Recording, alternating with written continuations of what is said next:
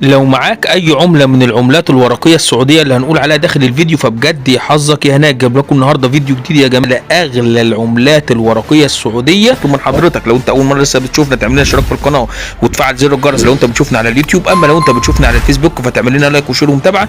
فبطلب من حضرتك ان انت تعمل لنا لايك كبير للفيديو واشتراك عندنا في القناه عشان فيديوهاتنا توصل لكل الناس والناس كلها تستفيد، ولربما يكون حد معاه عمله وهو مش عارف قيمتها يقدر يبعتها لنا. طبعا نخش دلوقتي جوه الفيديو. معانا اخر فئة في الاصدار او في الطقم، وهو 1 ريال سعودي يحمل صورة الملك فيصل على الوجه وتتميز بلونها الاحمر، ودي سعرها مبيبقاش غالي جدا، من اول 50 جنيه، وممكن توصل لو اتحسنت حالتها وبقت انصر يعني بتشف وبترف ما فيهاش اي عيوب، بيوصل سعرها ل 500 جنيه لو وصلت لحالة الانصر اي بدون اي عيوب نهائية من اي نوع. ده بالنسبة للاصدار الثالث، اصداره 1976. معانا الاصدار الثالث من الورق السعودي، وهو طقم يسمى طقم الملك خالد والملك فيصل، وهو اول طقم يعتبر بصورة بوجود عليه صورة على وجه العملات السعودية.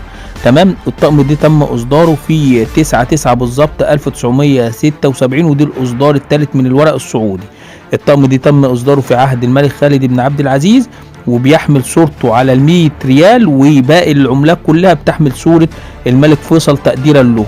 بتتكون من 5 فئات، ال5 فئات كالاتي اللي هم ال100 ريال وال50 ريال وال10 ريالات وال5 ريالات والريال الواحد. سعر الطقم كله يا جماعه بيبدا من 2500 جنيه لو هو معاك وفيه عيوب او في اتساخ او كسرات، وبيعلى تدريجيا الطقم كله ال5 ورقات يا جماعه لحد ما بيوصل ل 5000 جنيه لو وصل لحاله الانصر اي بدون اي عيوب نهائيه من اي نوع. انا كده خلصت شرح العمله السعوديه السعودي بكل اصداراتها وبكل التفاصيل الخاصه بها. فبطلب من حضرتك لو انت اول مره لسه بتشوفنا شجعنا واعمل لنا اشتراك في القناه لو انت بتشوفنا على اليوتيوب، وسبسكرايب واشتراك عندنا في القناه عشان فيديوهاتنا توصل لكل الناس.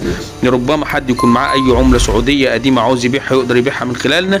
ولو انت معاك اي عمله من العملات اللي احنا بنقول عليها عاوز تبعتها لنا نقيمها لك او ناخدها منك، تقدر تبعتها لنا على قناه الفيسبوك الربح المضمون.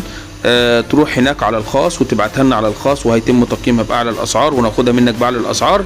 اما لو انت لسه بتشوفنا اول مره لسه بتشوفنا على قناه اليوتيوب، فبطلب من حضرتك ان انت تعمل لنا اشتراك في القناه وتفعل زر الجرس لو انت بتشوفنا على اليوتيوب. اما لو انت بتشوفنا على الفيسبوك فتعمل لنا لايك وشير ومتابعه عشان فيديوهاتنا توصل لكل الناس والناس كلها تستفيد وكل الناس تعرف اسعار العملات اللي موجوده عندها. انا كده خلصت يا جماعه، والسلام عليكم ورحمه الله تعالى وبركاته.